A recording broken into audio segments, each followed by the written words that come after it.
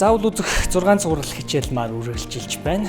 За энэ удаад бид InvestCore үнцасны компани офис дээр ирсэн байна. Эндээс бид брокеринг компани үйлчилгээний талаарх мэдээллийг мэргэжлийн үнээс нь авах гэж орцсон.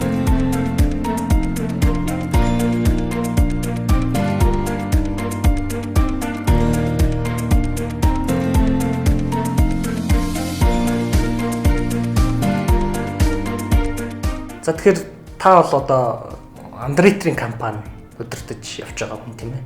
Тэгэхээр манайхан бол андреатор гэж яриад байдаг. Яг та мэргэжлийн үнийх нь андреаторын компани чи яг ямар компани хийдэг? Энэ компани үйл ажиллагааг явуулахын тулд ямар шаардлага хангасан байх ёстой гэдэг талаар мэдээлэл өгч.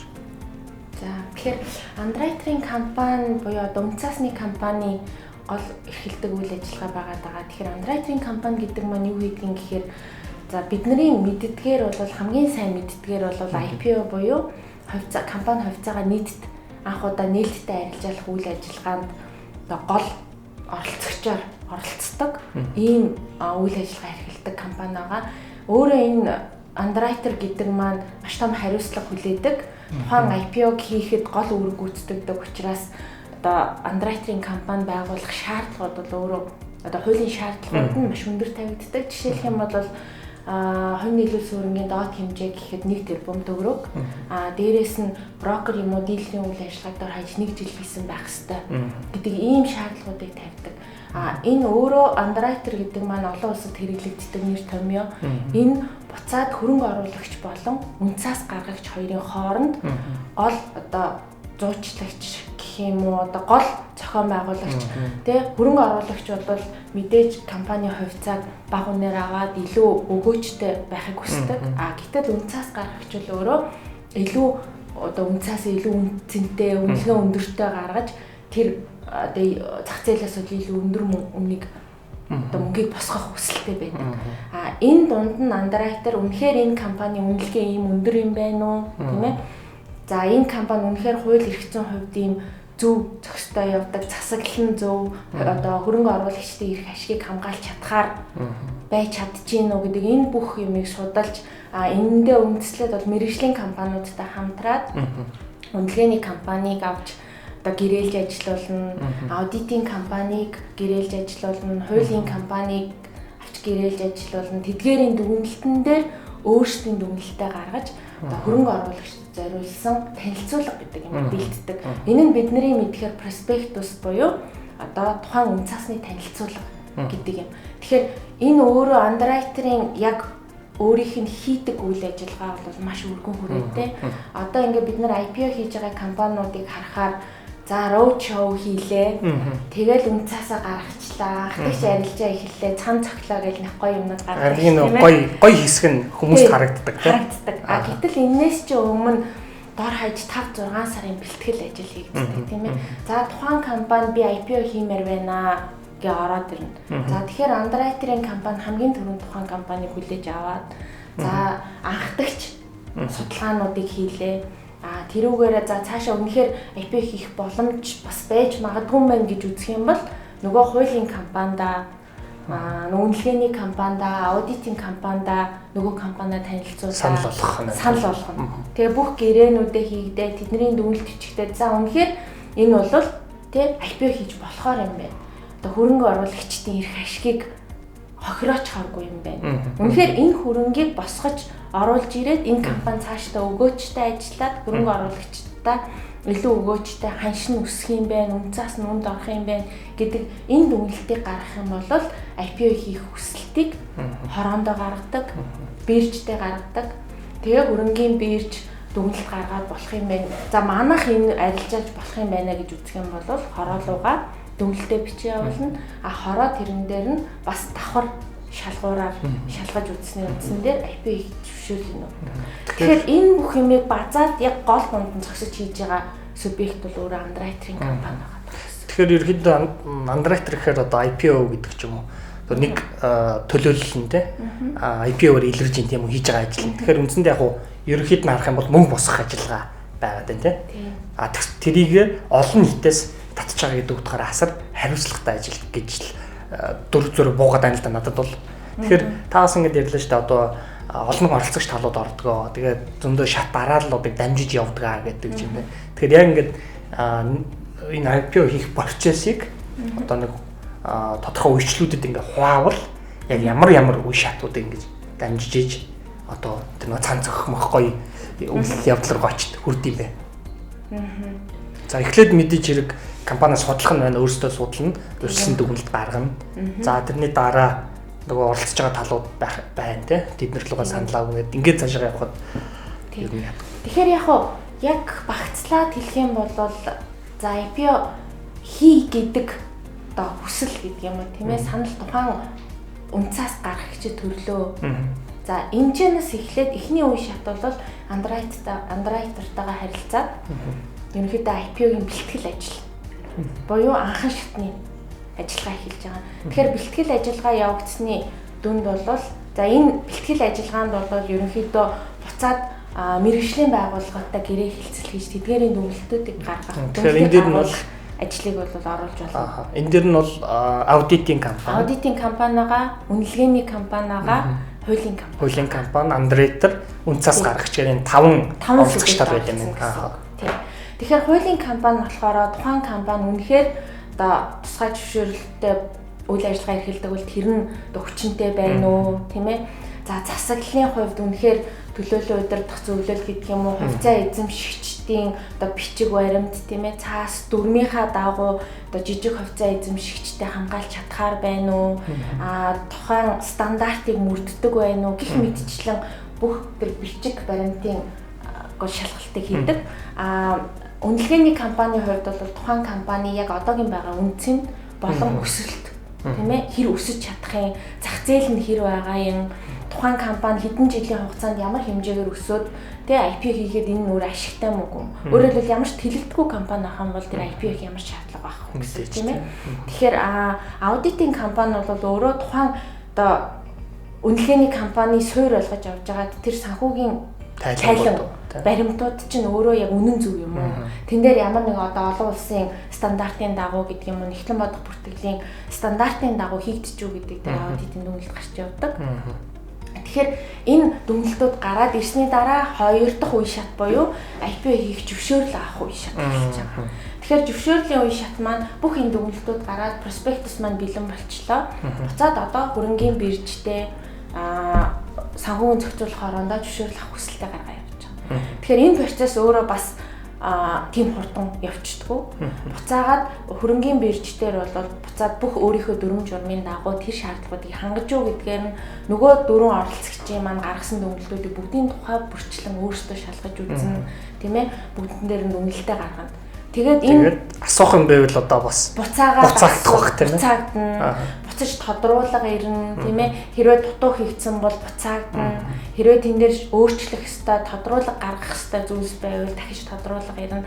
Ингэж яагаад за хөрөнгийн бирж гэдэг бол өөрөө угаасаа тэр юмыг арилжаалах гэж байгаа одоо талхаар бодох юм бол лангууны эзэн гэсэн үг шүү дээ, тийм ээ. Тэгэхээр за үнэхээр нөгөө талх маань окей талах байна уугүй юу гэдгийг бид нэр шалгаж байгаа байхгүй. Тэгэхээр за окей за энэ талхыг чинь бид нэр энэ манайх лангуугаараа зарья гэдэг зөвшөөрлийг өгчих юм бол одоо хорооноос за хороо гэдэг бол өөрөө буцаад нөгөө хөрөнгө оруулагчдын буюу энгийн жижиг хувьцаа эзэмшигчдийнхаа эрхийг хамгаалж байгаа учраас дахин шалгалт явуулдаг. Зах зээлийн итгэлцлийг бий болгож зах зээлд одоо зохицуулт хийж байгаа субъект учраас тийм ээ. Субъект учраас. Төрийн нэрийн өмнөөс. Тийм төрийн нэрийн өмнөөс гэсэн үг. Тэгэхээр тэнцэнээс хорооноос зөвшөөрөл гараад ирэнгүүт за ингээ хоёр дахь үе шат маань дуусчихсан. За зөвшөөрлүүдээ авчлаа. Одоо ингээ анзаарах юм бол хорооноос зөвшөөрлөө авчихсан нэлээд олон IP хийхээр гарчихсан компаниуд байж байгаа. Гэхдээ одоо л нөгөө роучо хийгдэггүй байна. Тийм ээ IPO хийх одоо том нь гараагүй шүү дээ. Тэгэхээр яагаад гэж юм бэ гэхээр одоо нөгөө тухайн момент олж бас цаг үеэ мэдэх хэрэгтэй. Тийм анхдагч арилж байгаа эхлэх хэрэгтэй. Энэний дэвтгээр 3 дахь үе маань анхдагч арилжаа хийх үе байгаа. Тэгэхээр анхдагч арилжаа хийж эхлэн гэдэг маань тодорхой хугацаа таваа гаргаад энэ нөгөө танилцуулга буюу роучоуга хийгээд энэ роучоуг бас андеррайтерийн компани удирдах явуулдаг. Ягаад тэгэхээр энэ мөнгийг хинээс босгох уу гэдэг. Гэтэл бүгдийн зүгээр зах дээр гаргаад тавьчихдаг. Зүгээр хүн болгон сонирхож байгаа л тэ мөнгө эрдэн ч юм уу уянгач мөнгө авчдаг зүйл бас биш. Энэ дээр буцаад хөрөнгө оруулагчдаар очиж танилцуулга хийж явдаг. Тийм ээ. За энэ компани бол ийм байна. Ингээд энэ ч нас стратегийн хөрөнгө оруулагчтай олох гэдэг том ажил бас Underwriter-ийн ажил байгаа. Тэгэхээр хөрөнгө оруулагчтай нэгэнд олоод тийм ээ илүү танилцуулгуудаа хийгээд энэ IPO маань амжилттай болох нэ гэдэг итгэл үнэмшлийг Underwriter-ийн компани өөрөө авсан байх хэвээр. Тэгээ энэнийхээ үндсэн дээр бол анхдагч арилжаа эхлээд тэрнээс анхдагч арилжаа эхлэхдээ бол стратегийн хөрөнгө оруулагчид заримдаа тодорхой болсон байж болно. Заримдаа бол үнэхээр юуны хувьд хугацааны хувьд стратеги хөрөнгө оруулагчид бас олон явдаг тохиолдол бий. Окей. За тэгэхээр та бүхэн бас уянгаа захирлын одоо мэрэгжлийн үний тайлбарыг сонслоо. Бидний нүдэнд харагдаад байгаа зүйл болохоор нэг л гоё цан зохиол юм буудуулаад баяр хөөр хийгээл ингээд байдаг. За яг өмнөний цаана бол одоо мөсөн уул шиг те. Цаана харагдахгүй байгаа тэр 70-80% нь те 80-90% нь юу вэ гэхээр саяны ярьсан одоо олон шат дамжлага олон хүмүүсийн оролцоо мэрэгжлийн байгууллагуудын дүгнэлт дээрээс нь хараа хяналт шалгалт гэдэг энэ бүх шат дамжлагуудыг давж иж унцаасд гаргагч хувьцаа гэдэг бүтээгдэхүүн хөрөнгийн биржийн одоо хөрөнгийн зах зээл дээр борлуулахад бол бэлэн болдог байх нэ гэдгийг маш товч бас тодорхой ингээд тайлбарлаж өглөө.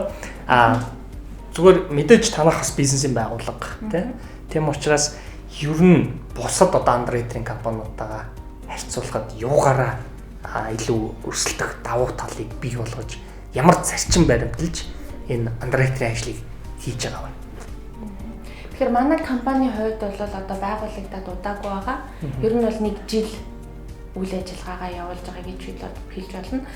Тэгэхээр бидний гол барьж байгаа зарчим бол ер нь бол яг IPO хий гэсэн хүсэлтэй компаниуд бол их байгаа.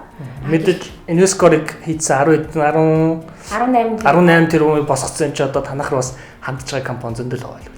Тийм тэгэхээр яг нөгөө компани болгоно IPO хийгээд хүснээр бол бас хийж чадахгүй.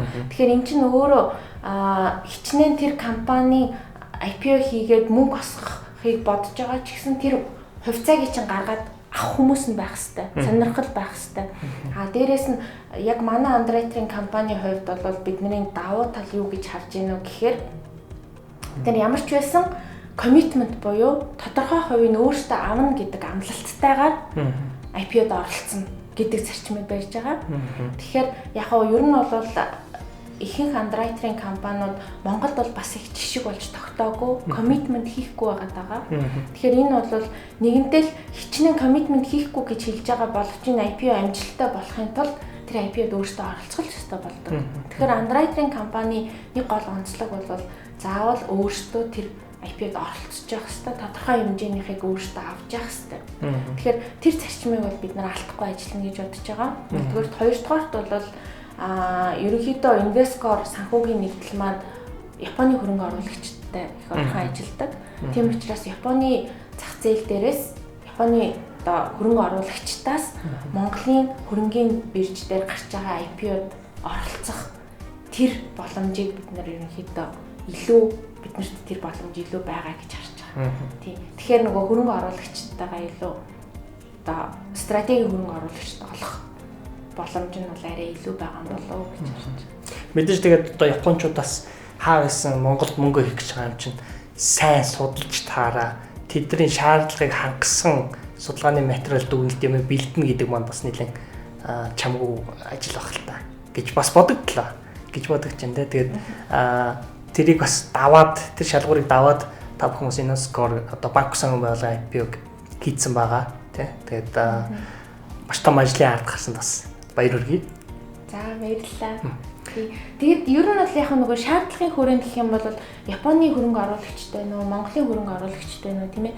Тухайн компани ерөөсөө IPO-ийн тулд буюу хөрөнгө оруулагч татахын тулд ямар шаардлага хангасан байх хэвээр, ямар мэдээлэл байх хэвээр, юу өгөх хэвээр гэдэг нь бол ер нь бол адилхан гэж бид нар хараад байгаа юм. Тэгэхээр бид нар бол Монголын хөрөнгө оруулагчид ч гэсэн маш өндөр шаардлага тавьдаг. Тийм ээ, шалгуур тавьдаг. Тухайн компани яг хөрөнгө оруулагчдын хувьд бол маш тэр компани үнэлгээг сайн мэддэг тийм ээ. За стратегийн хөрөнгө оруулагчид мэрэгжлийн оролцогчид бол цөөхөн байгаа.